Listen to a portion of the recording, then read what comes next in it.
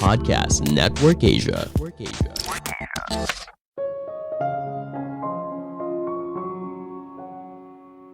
Tidak semua hal dalam hidup bisa kita kontrol.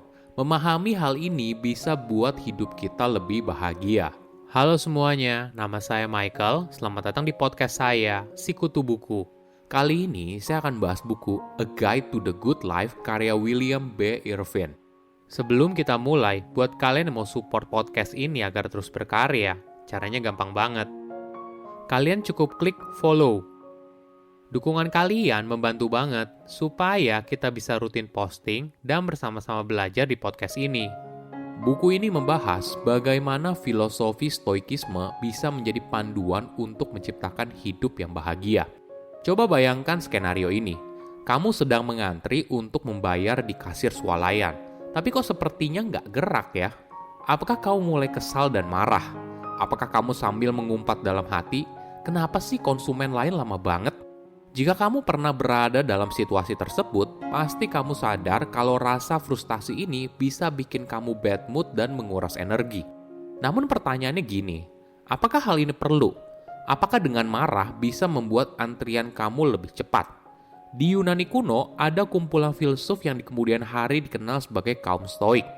Mereka punya pandangan untuk hidup yang damai dan bebas dari rasa frustasi, maka kita perlu menjalani hidup dengan sewajarnya dan punya kontrol diri yang baik. Saya merangkumnya menjadi 3 hal penting dari buku ini. Pertama, apa itu filosofi stoik? Jika kamu lahir di Yunani sekitar tahun 300 sebelum Masehi, ketika kamu atau orang tua kamu ingin mendapatkan pendidikan terbaik, maka mereka tidak akan mengirim kamu ke sekolah bisnis, tapi kamu akan belajar soal filosofi.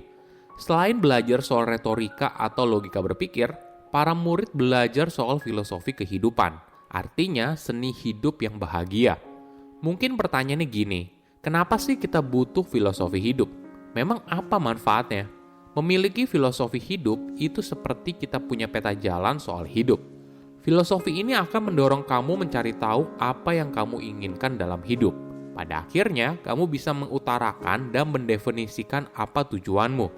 Lebih pentingnya lagi, ketika hidup kita menjadi lebih terarah, maka mungkin saja tidak banyak hal yang kita sesali ketika kita tua. Ada pertanyaan yang menarik.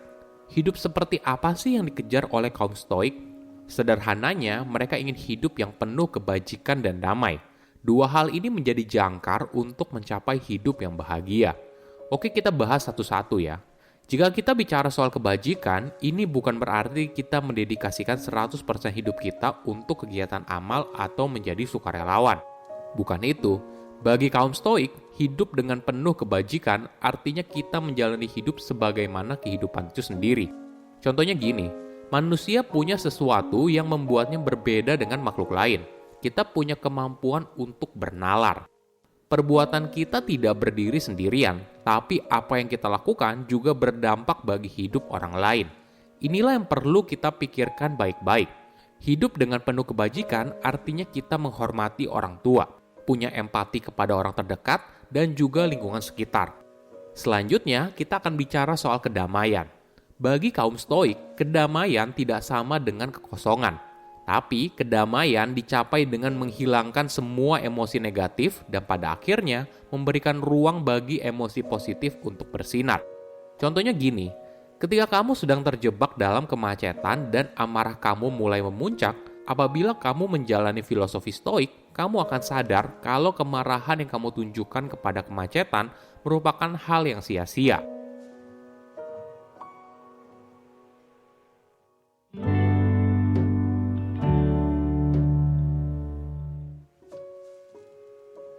Kedua, keinginan tanpa batas.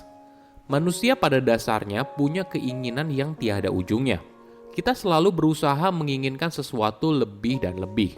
Bahkan ketika kita sadar kalau mendapatkan hal tersebut tidak serta-merta membuat kita bahagia. Psikolog yang bernama Shane Frederick dan George Lowenstein menyebut fenomena ini sebagai hedonic adaptation. Siklusnya gini, kamu lagi pingin punya sesuatu, misalnya jam tangan baru, TV baru, tas baru, dan sebagainya. Lalu kamu membelinya dan menikmati barang itu sementara waktu. Tidak lama kemudian, barang yang kamu beli justru membuat kamu bosan. Faktanya, kamu mulai tidak menghargai barang itu lagi karena menganggap sudah semestinya ada. Lalu kamu mulai mencari sesuatu yang lebih baru dan lebih baik. Misalnya tas keluaran terbaru atau TV dengan ukuran yang lebih besar. Banyak orang pasti pernah terjebak dalam siklus ini dan ibaratnya seperti lingkaran setan yang tiada ujungnya. Bagaimana cara yang lebih baik? Filosofi Stoik akan menyarankan kamu untuk mulai menghargai sesuatu di dalam hidup. Daripada selalu menginginkan sesuatu yang baru terus-menerus, lebih baik melatih diri untuk menginginkan sesuatu yang sudah kita miliki. Ada latihan yang menarik disebut sebagai negative visualization. Coba bayangkan sesuatu atau orang yang kamu miliki sekarang, tiba-tiba saja menghilang. Perasaan kehilangan memang tidak enak, tapi latihan ini akan memberikan kamu kesempatan untuk menyadari betapa beruntungnya kamu masih memiliki semua hal tersebut hingga saat ini.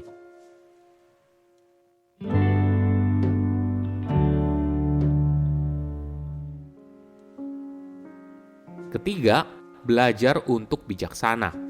Tidak semua hal terjadi sesuai keinginan.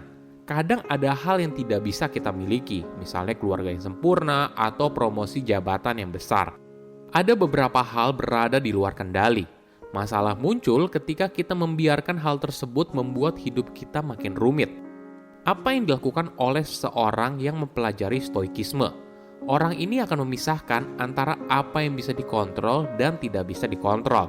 Dari situ, mereka tidak akan menghabiskan waktu untuk sesuatu yang tidak bisa mereka kontrol dan fokus untuk mencari kebahagiaan hanya pada sesuatu yang berada dalam kontrol. Sebagai contoh, misalnya tiba-tiba saja hujan besar. Nah, hujan ini tentu saja berada di luar kontrol. Oleh karena itu, jangan biarkan hal ini bikin kamu kesal. Ketika kamu membiarkan hal seperti ini membuat kamu kesal, maka bisa membuat hari kamu jadi buruk.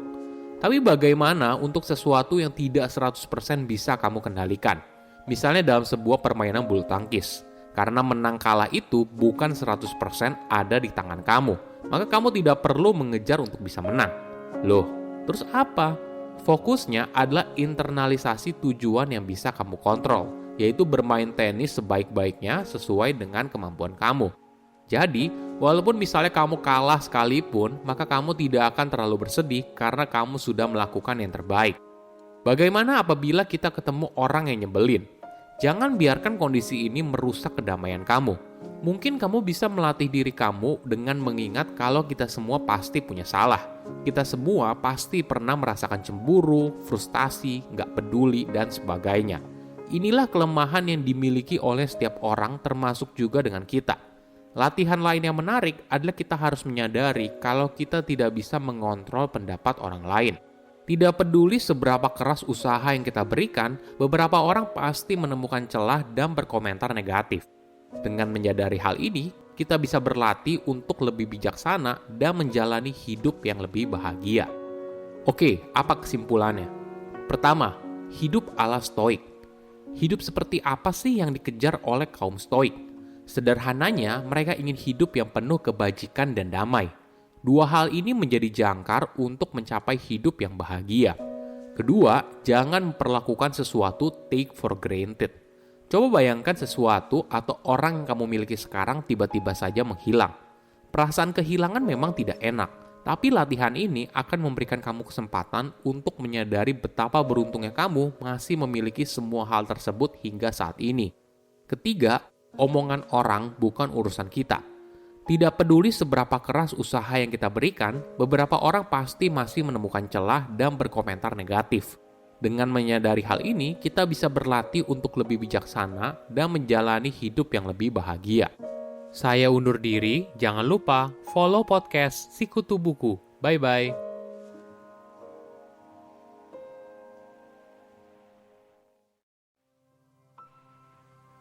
Pandangan dan opini yang disampaikan oleh kreator podcast, host, dan tamu tidak mencerminkan kebijakan resmi dan bagian dari Podcast Network Asia. Setiap konten yang disampaikan mereka di dalam podcast adalah opini mereka sendiri dan tidak bermaksud untuk merugikan agama, grup etnik, perkumpulan, organisasi, perusahaan, perorangan, atau siapapun dan apapun.